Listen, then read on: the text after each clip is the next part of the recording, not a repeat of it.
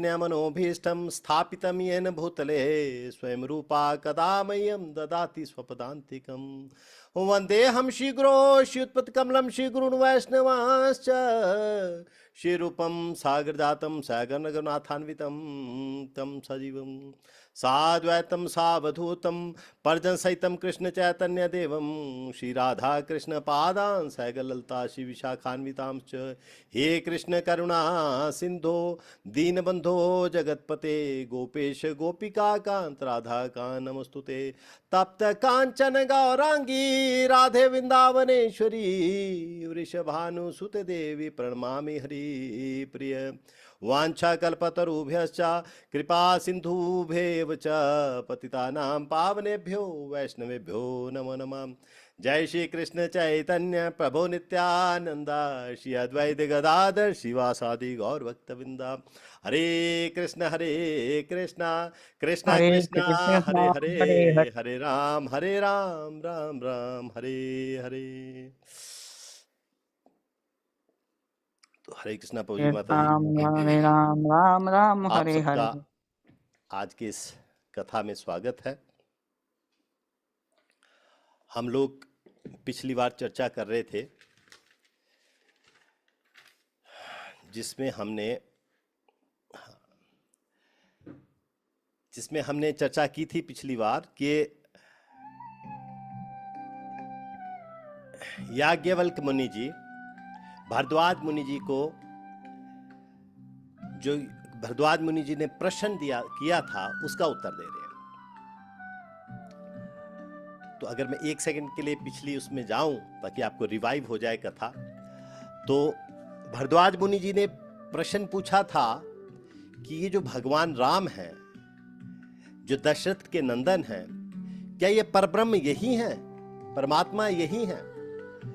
तो याज्ञवल्क्य जी ने बोला कि ये सेम प्रश्न भगवान शिव जी से पार्वती माता जी ने पूछा था।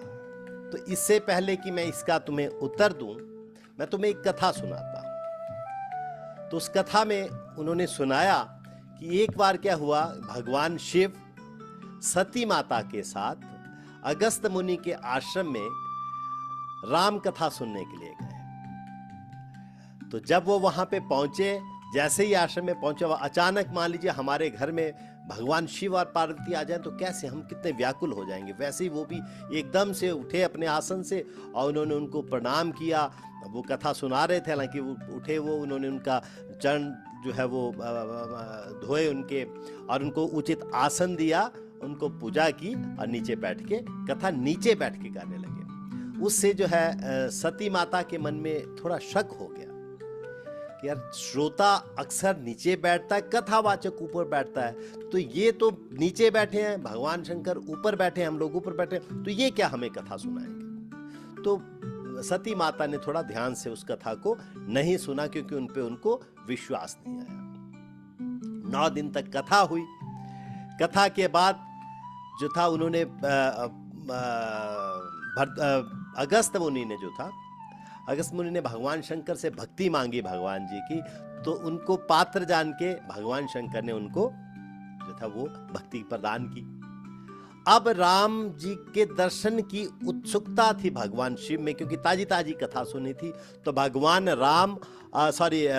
भगवान शिव और सती माता जिस रास्ते से जा रहे थे, तो उस रास्ते से उन्होंने जो देखा कि भगवान राम और लक्ष्मण सीता के विरह में, क्योंकि उस समय क्या था कि सीता माता का हरण हो चुका था, रावण उनको चुरा के ले गया था।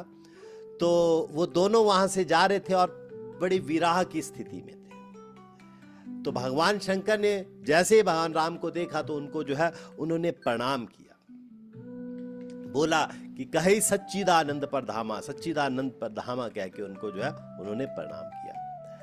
तो उनके प्रणाम करने से सती माता को थोड़ा सा शक हुआ कि यार, ये किसको प्रणाम कर रहे हैं, है ना? तो ये तो एक मानव है जो एक रो रहे हैं अपनी पत्नी के विरह में। यहां तक हमने पिछली बार कथा की थी। तो आज उससे आगे हम इसको शुरू करेंगे। ये दोहा नंबर, बालकांड का दोहा नंबर 50 है, जहां से आज मैं शुरू करूंगा। तो दोहा है, ब्रह्म जो व्यापक विरज अज, अकल अनीह अभेद, सो की देह धरि होय नर, जाहि न जानत वेद।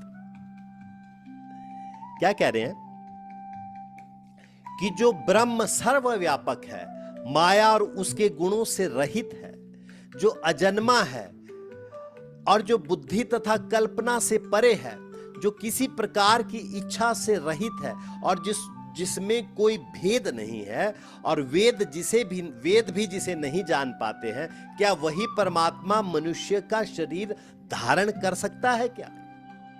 ये सती माता का अंदर ना एक प्रश्न चल रहा था। ठीक है, अब क्यों? क्योंकि जैसे ही भगवान शंकर की दृष्टि भगवान राम पे पड़ती है तो उनके मुख से जय सच्चिदानंद निकल जाता है। ठीक है, अब सती मैया क्योंकि भगवान शिव के साथ चल रही थी, तो भगवान के इस तरह प्रणाम करने से मैया सोच में पड़ जाती हैं कि जिनको यह पर ब्रह्म कह रहे हैं, उनको तो मैं देख पा रही हूं कि वो नेत्रों में विरह की पीड़ा लेके चले, अपनी पत्नी की खोज में वो वन भटक रहे हैं, है ना। वो कभी तो पेड़ों से पूछ रहे हैं, कभी पक्षियों से पूछ रहे हैं, कभी जानवरों से पूछ रहे हैं, क्या आपने मेरी सीता को देखा? ऐसा सती माता ने देखा कि वो तो ऐसा कर रहे हैं। तो अगर वो परब्रह्म है, सर्वव्यापक हैं, माया रहित हैं, अजन्मा हैं, तो फिर क्या इन्हें इस तरह से खोज करने की आवश्यकता है क्या? देखिए, ये प्रश्न जो था वो चल रहा था सती माता के जहन में, उनके दिमाग में। अब क्या था एक्चुअली कि सती माता की यह भूल थी कि वो भगवान को अपनी आंखों से देखने का प्रयास कर रही थी। भगवान जी को पहचानने के लिए सिर्फ नेत्र ही काफी नहीं। ठीक है, उनको पहचानने के लिए तो अति श्रद्धा चाहिए, बहुत सा विश्वास चाहिए, अपने गुरु के वचनों पे अटल भरोसा चाहिए, उसके बिना आप नहीं देख सकते। आप देखिए, मान लीजिए कि कहीं भी अगर आप रहते हैं, उसके आसपास, आपके घर के आसपास कोई मंदिर होगा, है ना, तो उस मंदिर में अगर आप जाते हैं, उनकी मूर्ति को आप देखते हैं, मान लीजिए कोई भगवान राम का मंदिर है या भगवान शिव का मंदिर है, तो क्या उन भगवान राम ने या भगवान शिव ने आपको दर्शन दिए? हमें लगता है कि नहीं, उन्होंने नहीं दिए, लेकिन मैं कहता हूं कि उन्होंने पता नहीं कितनी बार आपको दर्शन दिए होंगे। लेकिन हम उनको क्यों नहीं देख पाते? क्योंकि मान लीजिए राम जी का वहां विग्रह है उस मंदिर में, तो हमें लगता है कि राम जी तो वही धनुष्वान लेके, वही मुकुट लेके वहां पे आएंगे, लेकिन वैसा नहीं है। वो किस रूप में आएंगे आप उनको नहीं देख पा रहे हैं। तो क्या हुआ? हालांकि देखिए, सती माता कोई साधारण तो नहीं है। बाबा खुद लिख रहे हैं, देखिए, जो हमने पीछे बालकांड में 47 नंबर दोहे की पहली चौपाई पढ़ी थी, उसमें लिखा था, संग सती जग जननी भवानी। तो क्या मेरी मां से कुछ छुपा होगा? जब वो जगत जननी है, जगत की जननी है, तो मेरी मां से कुछ छुपा थोड़ी है। यह सब लीला मेरी मां ने करी और अपने आचरण से यह बताया कि तुम भले ही कितने भी बड़े पद पे क्यों ना बैठ जाए हो, कितने ही महान क्यों ना हो जाओ, अगर उस पर ब्रह्म के प्रति तुम शक करोगे तो तुम्हें वह दर्शन कभी भी नहीं देगा। ठीक है? माया तुम्हें चारों ओर से घेर देगी। जिसके हृदय में श्रद्धा होती है उन्हें भगवान दिखते हैं, और जिनके मन में संदेह होता है उन्हें तो केवल संसार ही दिखाई देता है। नियम तो यह है, देखिए, कि अगर तुम श्रेष्ठ के साथ चल रहे हो तो श्रेष्ठ जिसको प्रणाम करे तो आप भी उसको प्रणाम करें, होगा ना। देखिए, हम क्या है, मान लीजिए एक नव विवाहित दुल्हन है, वो ससुराल में आई है। अब पति पत्नी दोनों रास्ते में जा रहे हैं, एक ऐसे कोई सामने से शख्स आ जाते हैं जिनको पत्नी नहीं पहचानती। अब पति क्या करते हैं? पति उनके चरण स्पर्श करते हैं। तो नियम क्या है कि अगर पति चरण स्पर्श करे तो पत्नी ऑटोमेटिक करेगी, भले उनको पहचानती हो चाहे ना पहचानती हो। क्यों? क्योंकि पति कर रहे हैं, इसका मतलब वो कोई श्रेष्ठ है। लेकिन यहां ऐसा नहीं हुआ। यहां पे देखिए, उन्होंने तो कहा कि प्रणाम किया, भगवान राम को देख के भगवान शिव ने तो प्रणाम किया, लेकिन सती के मन में जो थी वो शंका आ गई थी, इसलिए उन्होंने उनको प्रणाम नहीं किया। ठीक है, एक पहलू और भी है। क्या पहलू है? माता सती का यह भी संदेह था कि जो निराकार, सर्वव्यापक और अजन्मा है, वो साकार मनुष्य के रूप में कैसे प्रकट हो सकता है? ठीक है, आज भी कुछ लोग ये प्रश्न पूछते हैं कि परमात्मा यदि अनंत है तो वो एक शरीर में कैसे समा सकता है? सोचो, उस पर ब्रह्म को, अब यही डाउट आता है ना, आज भी कितनी संस्थाएं हैं, कितनी से लोग हैं जिनका ये मत होता है कि अब वो तो अजन्मा है, तो एक शरीर धारण करके कैसे आ सकता है, वो एक शरीर में कैसे समा सकता है? वह सर्वशक्तिमान है तो फिर उसे भूख पास क्यों लगती है? आप मान लीजिए भगवान गोपाल जी को हम जो है वो भोग अर्पित करते हैं, तो कहते हैं कि अगर वो शक्तिमान है, सर्वशक्तिमान है, तो उसको तो भूख लगनी नहीं चाहिए, फिर आप उनको क्यों दे रहे हो? ठीक है, यदि राम और कृष्ण भगवान थे तो उन्होंने फिर मनुष्यों की तरह क्यों जीवन जिया? हम देखते हैं कि दोनों ही के जीवन में इतनी विपत्तियां आई, तो वो सारी विपत्तियां अगर वो पर ब्रह्म थे तो फिर उनके मन में क्यों आई? यह प्रश्न सती माता के मन में आया, मगर यहां एक सूक्ष्म अंतर था। क्या अंतर था? कि सती माता का संदेह अज्ञान और लीला के प्रभाव से उत्पन्न हुआ था। लीला के प्रभाव से और अज्ञान के प्रभाव, दोनों चीजों बताइए। जबकि बहुत से दार्शनिक मतों का निष्कर्ष तर्क, दर्शन और शास्त्रों की विभिन्न व्याख्या पर निर्भर करता है। कैसे करता है? देखिए, अद्वैत वेदांत के कुछ अनुयायी निर्गुण ब्रह्म को ही परम सत्य मानते हैं और सुगम रूप को माया या व्यावहारिक सत्य मानते हैं। वहीं द्वैत वेदांत और विशिष्टाद्वैत वेदांत के अनुयायी भगवान के साकार रूप को ही परम सत्य मानते हैं। गौड़ीय वैष्णव परंपरा में तो श्री कृष्ण को ही परब्रह्म माना गया है और रामानंदी परंपरा में श्री राम जी को परब्रह्म मानते हैं। अब कारण क्या? ये अलग अलग ढंग से ऐसा क्यों होता है? देखिए, एक व्यक्ति अगर समुद्र के किनारे खड़ा होकर कहता है कि इस समुद्र में तो जल है, ठीक है, जल दूर से दिखाई दे रहा है, पर दूसरा आदमी क्या करता है? दूसरा आदमी उस समुद्र के भीतर जाता है, उस समुद्र में उतर के वो कहता है कि इसमें तो मोती भी है, इसमें बहुमूल्य पदार्थ भी हैं और अनंत जीवन भी है। समुद्र को दोनों ही देख रहे हैं, मगर दोनों की दृष्टिकोण थोड़ा थोड़ा अलग अलग है। सती माता का संदेह व्यक्तिगत संदेह नहीं था, बल्कि समस्त मानव जाति के संदेह का प्रतीक था। अब अगर कोई यह सोचे कि परमात्मा अनंत होते हुए भी सीमित शरीर में प्रकट कैसे हो सकता है, तो हम पूछते हैं कि यदि परमात्मा वास्तव में शक्तिमान है तो क्या वो मनुष्य के शरीर में प्रकट होने में फिर असमर्थ है क्या? अगर इतना शक्तिमान है तो मनुष्य के शरीर में क्यों नहीं? उसमें भी तो आ सकता है। उदाहरण था, जैसे कि मान लीजिए एक सूर्य है, उस सूर्य को हम आकाश में जो चमक रहा है उसको हम अगर अपने कमरे से देखते हैं तो कमरे की खिड़की से भी तो उसको देख सकते हैं ना।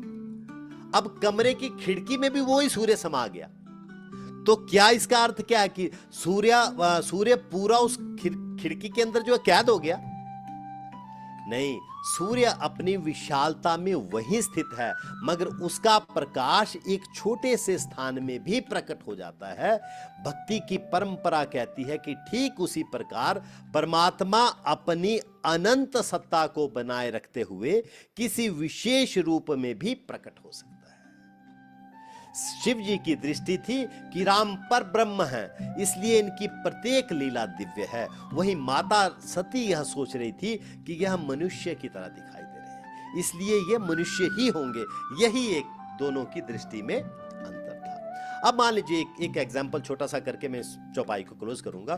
मान लीजिए एक राजा प्रजा के अंदर घूमने जाता है और राजा क्या करता है? एक साधारण से फटे से कपड़े डाल के निकलता है। अब जो उस राजा को पहचानता है वो चाहे फटे कपड़ों में भी राजा है, उनको वो बिल्कुल प्रणाम करेगा। और जो अज्ञानी जो राजा को नहीं जानता है वो क्या करेगा? वो तो सोचेगा कोई ये भिखारी है। तो अगर आपकी दृष्टि इतनी ऊपर उठ जाएगी तो फिर आपको हर चीज में भगवान दिखाई देने लगेंगे। विष्णु जो सुरन हित नर तनु धारी, सोई सर्वज्ञ जय त्रिपुरारी, सोई सर्वज्ञ जथा त्रिपुरारी। खोजई सो की आज्ञा इव नारी, ज्ञान धाम श्रीपति असुरारी। मैया सोच रही हैं कि जिस भगवान विष्णु ने देवताओं के हित के लिए यह मनुष्य का शरीर धारण किया होगा ना, है बना तो मनुष्य का शरीर क्यों था? भगवान विष्णु ने किया था, मनुष्यों की भले के लिए किया था या देवताओं के हित के लिए किया था।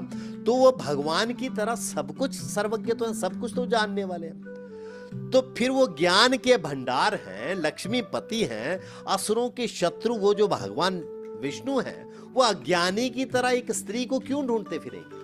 ये माता सोचती थी। हालांकि क्या था? शंभु गिरा पुनि मृषा न होई, शिव सर्वज्ञ जानु सब कोई, अस संशय मन भयु अपारा, होई न हृदय प्रबोध प्रचारा। माताओं को अक्सर ये हो जाता है, क्या होता है, वो कहती है यार इन पति देव के ना पता नहीं दिमाग में पत्थर पड़ गए। माता भी क्या सोच रही है? माता कहती है शंभु सीता पुनि मृषा न हुई, है ना। गिरा का मतलब होता है वचन।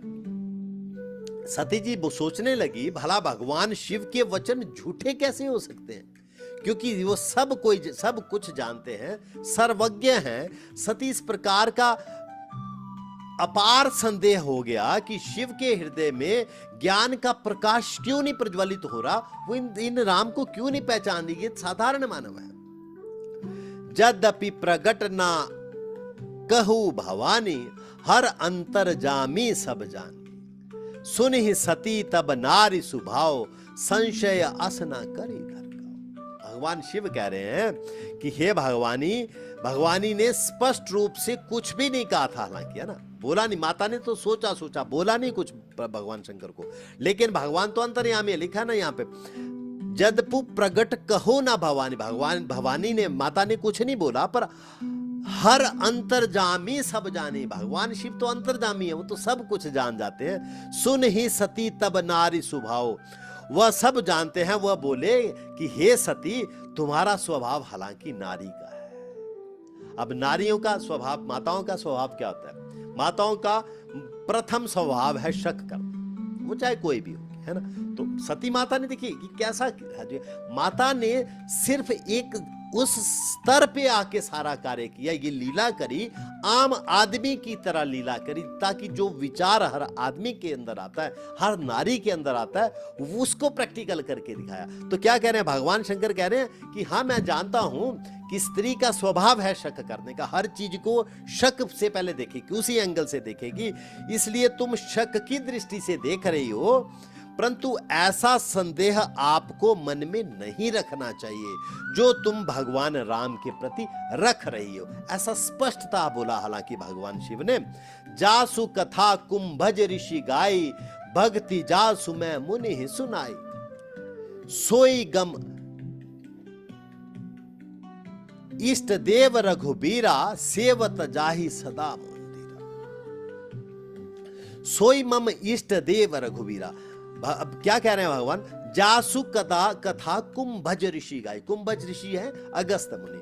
तो भगवान शंकर बोल रहे देखो, 9 दिन तक जिस कथा को तुमने अगस्त मुनि के मुख से सुना, जासी भक्तु में मुनि सुनाई, और फिर बाद में जब मुनि ने मेरे से मांगा कि मुझे भगवान की भक्ति दीजिए, तो मैंने जिस भगवान राम की भक्ति उनको प्रदान की, सोई मम इष्ट रघुबीरा, वही ये इष्ट देव जो हैं मेरे, ये रघुवीर या भगवान राम वही मेरे इष्ट देव हैं। सेवत जाहि सदा मुनि धीरा, और जो बड़े बड़े धैर्यवान और ज्ञानवान मुनि भी उनकी निरंतर सेवा करते रहते हैं। मुनि धीर जोगी सिद्ध संतत, विमल मन जेहि ध्यावहि, कहि नेति निगम पुराण, आगम जासु कीर्ति गावहि। सोई राम व्यापक ब्रह्म भुवन, निकाय पति माया धनी, अवतेरु अपने भक्त हित, निज तंत्र निज रघुवन। धैर्यवान मुनि, योगी, सिद्ध, निरंतर निर्मल चित्त से जिनका ध्यान करते हैं, वेद पुराण और शास्त्र नेति नेति कह के जिनकी कीर्ति गाते हैं, वही सर्वव्यापक समस्त ब्रह्मांडों के स्वामी मायापति नित्य परम स्वतंत्र पर ब्रह्म भगवान श्री राम जी ने अपने भक्तों के हित के लिए अपनी इच्छा से रघुकुल के मणि के रूप में अवतार लिया है, ऐसा भगवान शिव इस छंद में कह रहे हैं। अब सोपान है 51 नंबर का। लागना उर उपदेशु जदपि कहूं शिव बार बहु, बोले बिहसी महेशु हरि माया बलु जान। यद्यपि भगवान ने शिव ने बहुत बार समझाया, मगर फिर भी सती के हृदय में उनका उपदेश बैठा। तब महादेव भगवान की माया की शक्ति को ही समझकर मुस्कुराते हुए बोले। देखिए होता क्या है, हम सोचते हैं कि हम माताओं को तुरंत समझा लेंगे, तो ऐसा आप ऐसा कर नहीं सकते। भगवान शिव बोल रहे हैं, हम आप तो चीज ही क्या है, भगवान शिव कह रहे हैं कि मैंने बार बार उसको समझाया, लेकिन सती माता के हृदय में वो बात नहीं बैठी।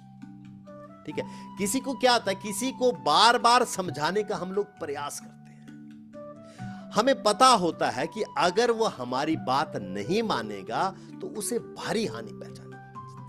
और ये माताओं के बारे में नहीं, हम बच्चों के बारे में भी करते हैं ना। बच्चों को हम बार बार किसी चीज को कई बार बार समझाते हैं, लेकिन हमें पता होता है कि बच्चा ऐसा करेगा अगर, तो उससे उसको नुकसान उठाना पड़ सकता है, उसको हानि उठानी पड़ सकती है। लेकिन अगर बार बार समझाने पर भी उनकी बुद्धि पे कोई फर्क नहीं पड़ता है, उनके हृदय में कोई अंतर नहीं आता है, तो फिर समझ लेना चाहिए कि अब इसमें मालिक की ही मर्जी है। अब वह हानि उठा के ही जो है वो समझेगा, इसलिए उसको बहुत अधिक नहीं समझाना चाहिए और उसका दुख भी नहीं करना चाहिए। ऐसा नहीं कि उसका दुख भी नहीं, हालांकि ये प्रैक्टिकल करना बड़ा मुश्किल है, लेकिन भगवान शिव इस बात को बता रहे हैं यहां पे। यहां जब शंकर भगवान ने बार बार समझाया, फिर भी सती माता के हृदय में कोई फर्क नहीं पड़ा, तो भगवान शिव इसमें सती माता का दोष ना मानते हुए इसमें भगवान की माया पे ही पूरा दोष डाल देते हैं। देखो लिखा है ना, बोले बिहसी महेशु हरि माया बलु जानी जी। ये बलवान किसको मान रहे हैं, ये माया भगवान की माया को बलवान मान रहे। देखिए एक बात यहां पे क्या और हमें सीखने वाली है, पति पत्नी के संबंधों में कभी भी शक नहीं आना चाहिए, एक दूसरे के प्रति कभी भी शंका नहीं आनी चाहिए।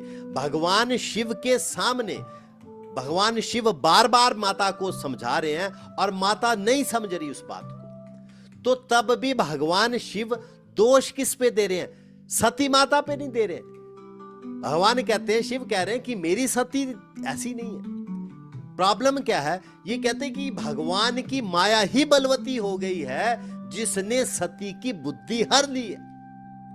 सती माता का इसमें कोई दोष नहीं है। इसलिए पति पत्नी के बीच में जो है संबंधों में शक का कोई भी स्थान नहीं होना चाहिए। ठीक है, तो हालांकि यहां तो क्या भगवान शिव समझा रहे हैं सती माता को, फिर भी सती माता नहीं समझ रही है, तो हमें आपस के व्यवहार में जो है इस कटुता को नहीं लाना चाहिए। एक और बात, पति पत्नी के संबंधों को कैसा होना चाहिए, भगवान शिव ने अपने व्यवहार से इसको बताया। क्या बताया, लिखा है देखो, बोले बिहसी महेशु। बिहसी का मतलब होता है मुस्कुरा के। हम अपनी भार्या को कई बार समझाने का प्रयास करते, पत्नी को समझाने का प्रयास करते हैं, या पत्नी पति को समझाने का प्रयास करती है। 2 बार 4 बार 5 बार अगर वो हम बोले और वो ना माने, कोई भी पति पत्नी को या पति पत्नी को, तो क्या होता है, हमें बहुत गुस्सा आ जाता है, हम डांट के बोलते हैं तेरे दिमाग में बात ही नहीं जा रही है। हमारा अक्सर ऐसा व्यवहार होता है ना। लेकिन यहां क्या हुआ, बार बार समझाने पर भी भगवान शंकर ने क्या किया, बोले बिहसी महेशु। भगवान शंकर मुस्कुरा के बोले, क्रोध से नहीं बोले।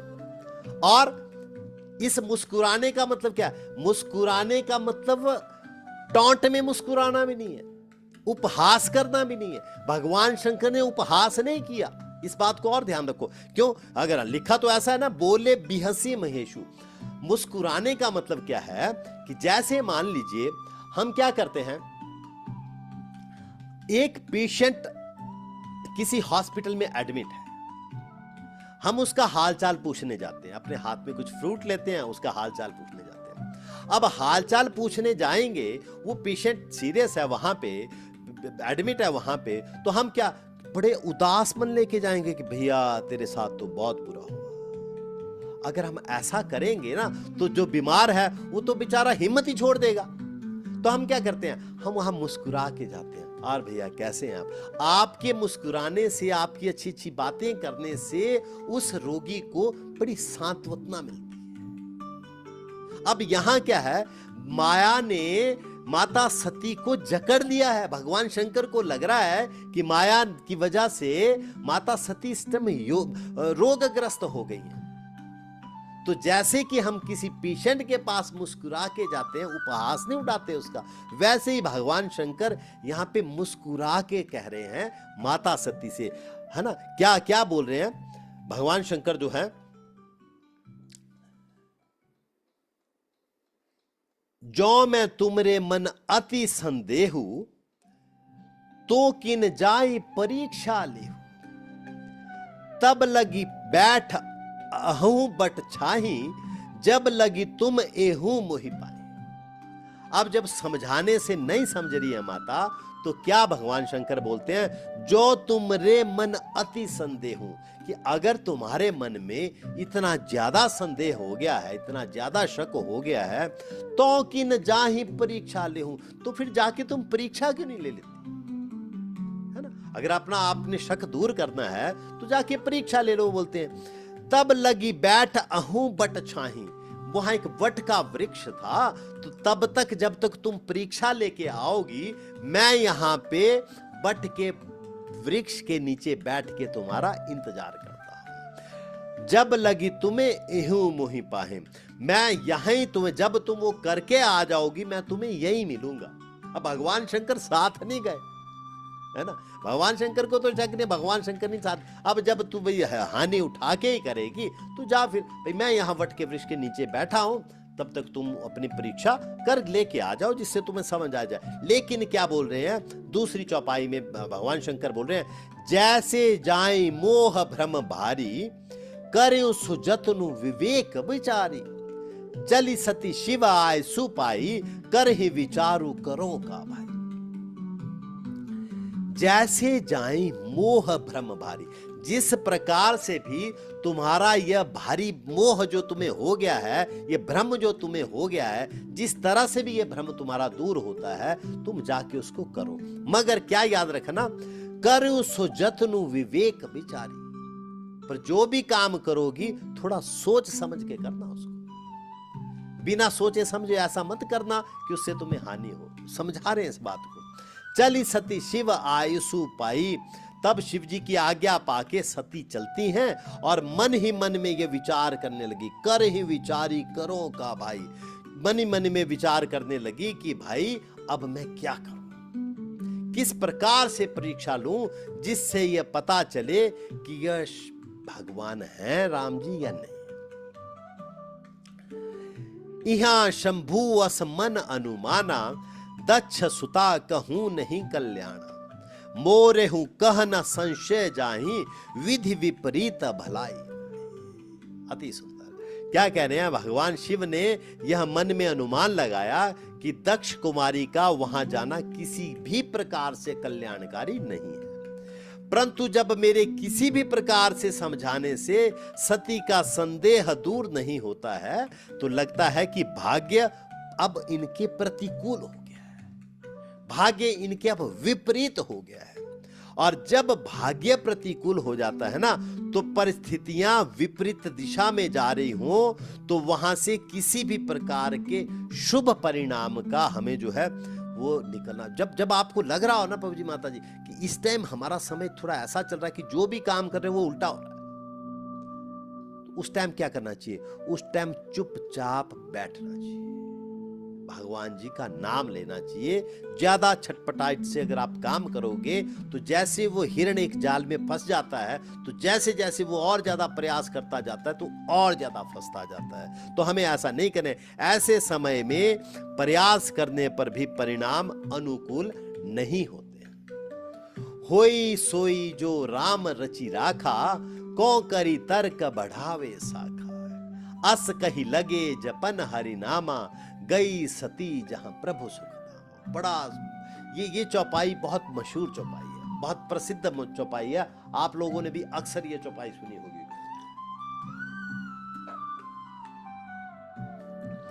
होई सोई जो राम रचि राखा। होता क्या है?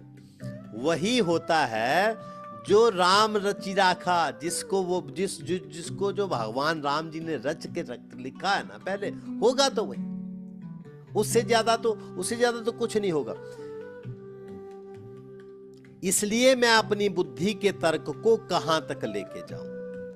ऐसा कह के भगवान शिव हरि जी का नाम जपने लगे और सती जी वहां गई जहां सुख के धाम प्रभु रामचंद्र जी गए थे, है ना।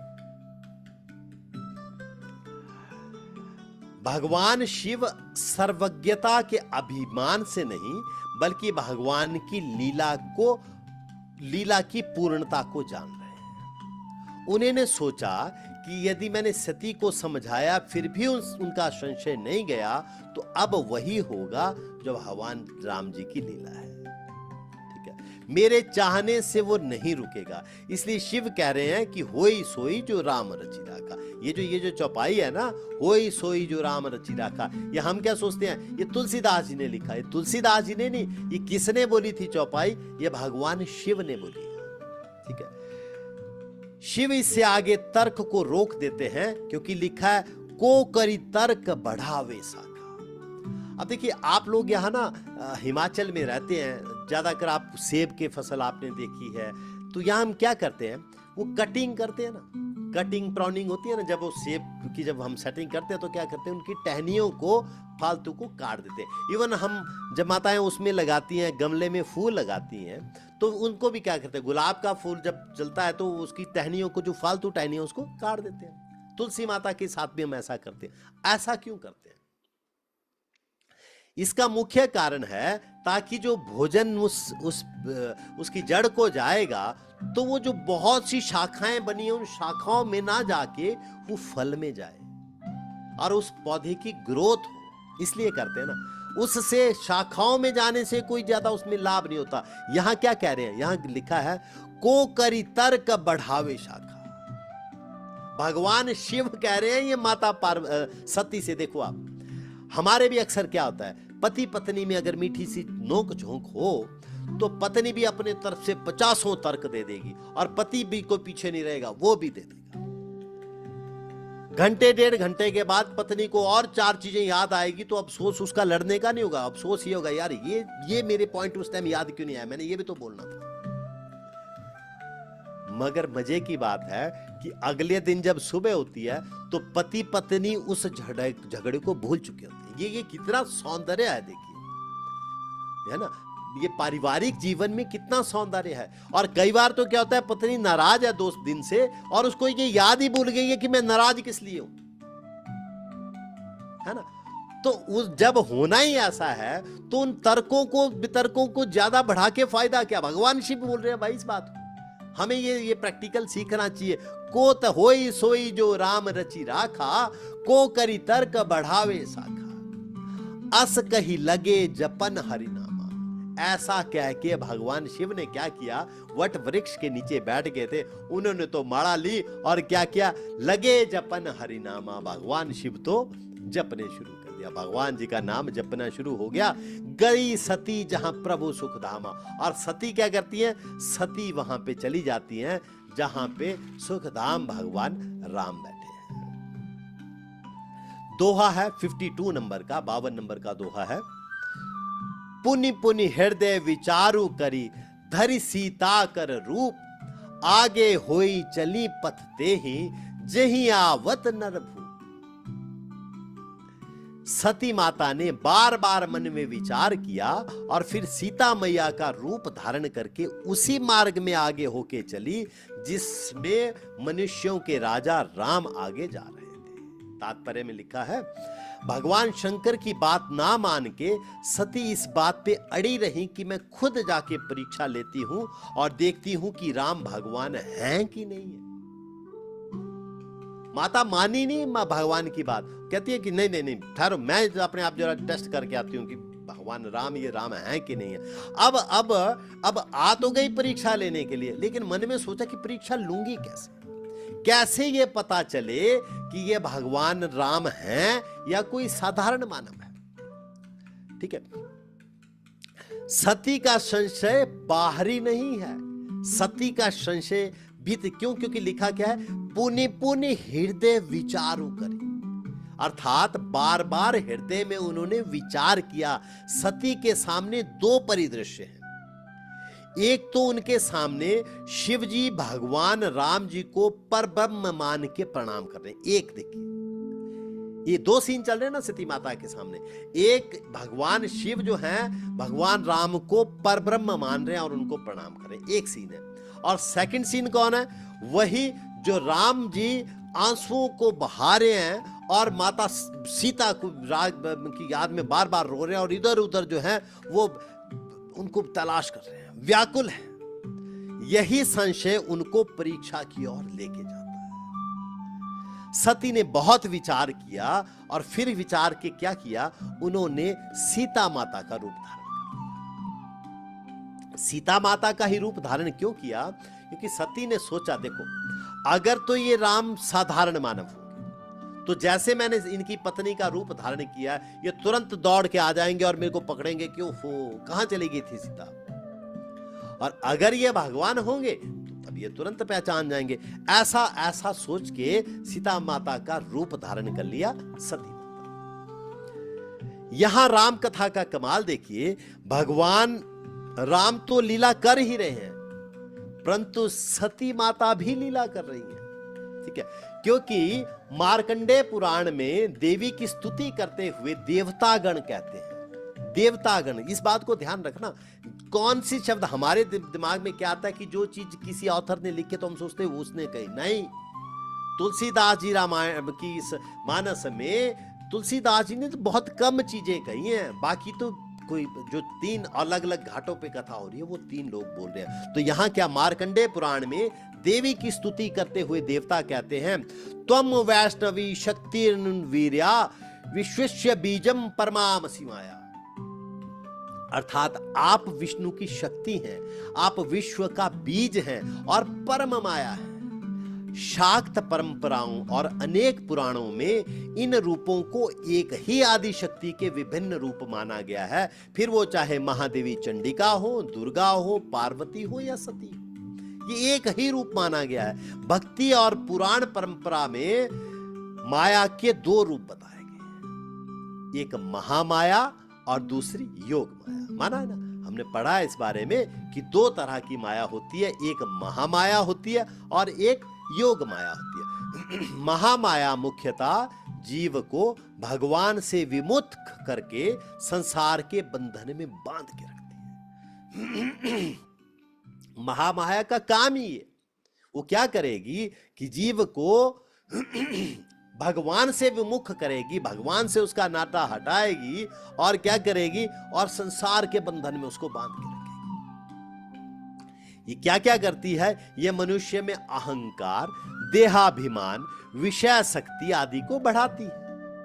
भगवान कृष्ण स्वयं बोलते हैं, देखो भगवत गीता के 7वें अध्याय की 14वें श्लोक में भगवान कह रहे हैं, सचेत कर रहे हैं हमें को, देवी होशा गुणमयी मम माया दुरत्या, है ना, कि ये जो मेरी माया है ना, त्रिगुण मई जो माया है, इसे पार करना अत्यंत कठिन है, ऐसे पार नहीं कर सकते हो। मम एव ये प्रपद्यन्ते मायाम एवं तरन्ति ते, मायाम एतम तरन्ति ते। अगर तुम इस पे काबू करना चाहते हो, इससे विजय करना चाहते हो तो ऐसे नहीं कर सकते। ममेव ये प्रपद्यन्ते, अगर आप मेरी शरण में आओगे तो इस माया से आप जो है पार निकल जाओगे, क्योंकि ये मेरी ही माया है। ठीक है, अब देखिए ये भगत को और जो ये तो होगी माया, सॉरी जो महामाया। अब दूसरी मैंने बताई आपको योग माया। योग माया क्या करती है? यह भगत को भगवान से दूर करने के लिए नहीं, बल्कि भगवान के साथ विशेष प्रेम संबंध की अनुभूति कराने के लिए काम करती है। योग माया भगवान की अंतरंगा शक्ति है। इसका कार्य ही भगवान की दिव्य लीला को व्यवस्थित करना है।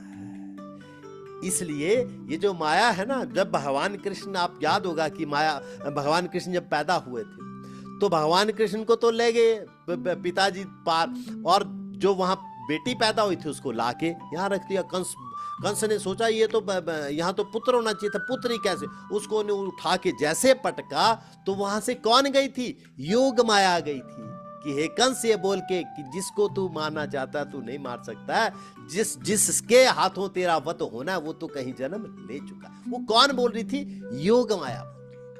और योग माया उसके बाद भी देखो कंस को सचेत कर रही थी कि अब भी समय है, अब भी कि तो उनकी शरण में चला जाएगा तो बच सकता। ठीक है, इसी बालकांड में तुलसीदास जी आगे एक चौपाई आएगी, उसमें क्या लिखेंगे? अजा अनादि शक्ति अविनाशनी निज इच्छा लीला वपुधारिणी। अर्थात जो शक्ति अज अनादि अविनाशनी है वही अपनी इच्छा से लीला वपु धारण करती है। अतः मैया की लीला का हमें आनंद लेना चाहिए, उनके बारे में अन्यथा नहीं सोचना चाहिए। और जो उन्होंने इस लीला के माध्यम से हमें सिखाने का प्रयास किया है उसको अपने जीवन में हमें धारण करना चाहिए। पिछली बार की कथा में माता जी ने एक ने प्रश्न किया था कि ये सती माता ऐसा क्यों कर रही थी, तो ये उसका पूर्ण उत्तर है।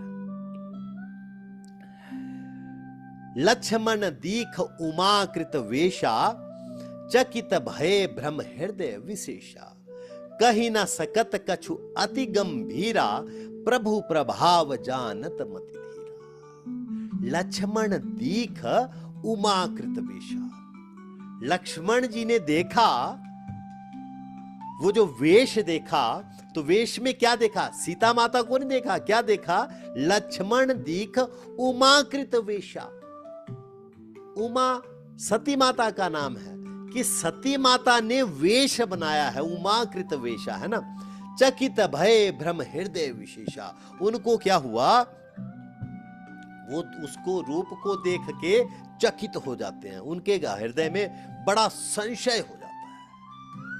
क्या बोलते हैं लक्ष्मण? उनको देख के संशय होता है, लेकिन क्या बोलते हैं? नकली भाभी, ये भाभी मेरी असली नहीं हो सकती है। क्यों नहीं हो सकती है? क्योंकि लक्ष्मण जी एक बात को जानते हैं। सीता, देखो यहां राम लक्ष्मण जा रहे हैं, जिस रास्ते से राम लक्ष्मण जा रहे थे, सती माता ने क्या किया? सीता माता का रूप लेके उनके आगे आगे चलना शुरू।